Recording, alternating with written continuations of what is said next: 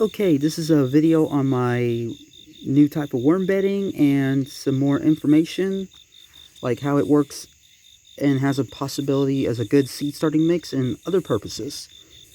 Okay, what you're looking at is my worm chow, and like I said in one of my other videos, I got the idea from the homemade manure from my good friend Bentley Christie, and also what are these sproutlings you see? Well, there's one, there's three, there's number four. These are actually, oops, sorry. I keep water jugs on my porch for plants and stuff, but anyways, these are actually watermelon or cantaloupe, because I was composting some cantaloupe and watermelon to add more nutrients to their bedding, and I had a bunch given to me to feed my pet pigs, but I had some extra left over. It was rotting, so I couldn't give it to them, so I gave it to the worms, for their bedding, to make the bedding more nutritional. And oh, look at this.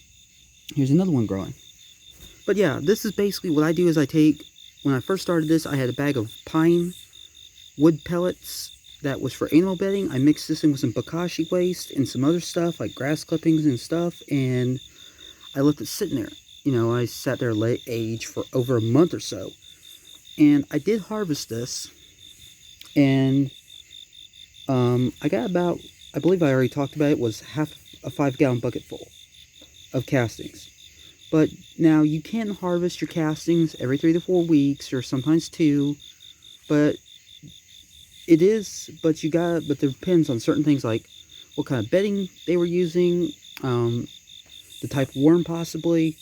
Like red wigglers are really voracious, so are the blue worms. But also it depends on like how much of a population you got in a bin like this. Now I got quite a bit of cocoons and stuff. And basically I feed them that greens as extra food for them, and when I apply it, I always spray it down. And I do put some coffee grounds in there to help out with their appetite and stimulate their appetite and stuff, and as a good grit source. But yeah, that's just, if you're wondering about that, how some other people do this. I've learned this from my worm farm mentor, and this is the bin I'm using now. I'm still using this. Instead of a breeder tray, I'm using this because it's smaller, easier to function with for me, because I've got, it's not easy moving around big bins and stuff, so I figured this would be easy. And it makes good castings, because you saw in my other videos, the castings I mixed in with the bacterial dominant ones. This is the fungal dominant one. Mixed in with the aged bacterial dominant castings I had. The results are, so far, I'm impressed with.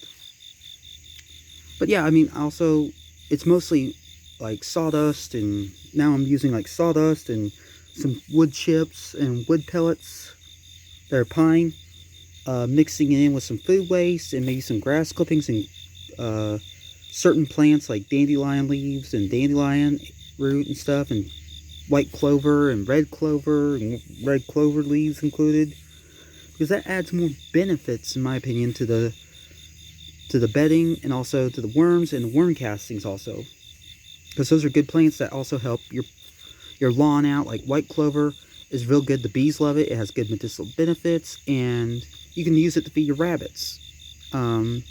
But make sure it's not been with any pesticides or anything been used on it like that. Red clover has got some good medicinal benefits as well. I don't know if what animals can eat red clover, but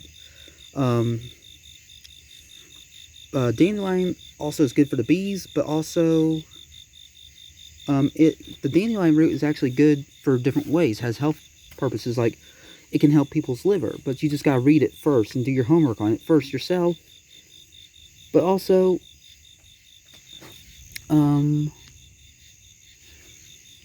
the worms seem to love it, and they love the mushroom compost, which I'm happy with the results of that, and they love this too. I just want to make my own compost, and I'm also doing like a compost pickup service. Right now I'm getting free produce from a produce stand to feed my pigs and chickens and stuff. And but yeah, there's also cardboard and paperboard in this. And basically, yeah, this is the new type of bedding I'm working on, and I love it so far. When I go to sift it, I love the way it looks, and I'm sure it's got a good fungal dominance to it, because I've had mushrooms growing here overnight once. I had a t-shirt covering this up, and one day I went in here, there was, believe it or not, mushrooms that had popped up overnight, and they weren't the kind that you can eat for human consumption, so I let the worms have at them. And basically, yeah, this is the worm chow you're looking at, and I still feed them down on the surface. Sometimes when last time I harvested it, what was there, I added a little bit of worm chow to it, and then a few days later, I put more bedding on top of it. Oops.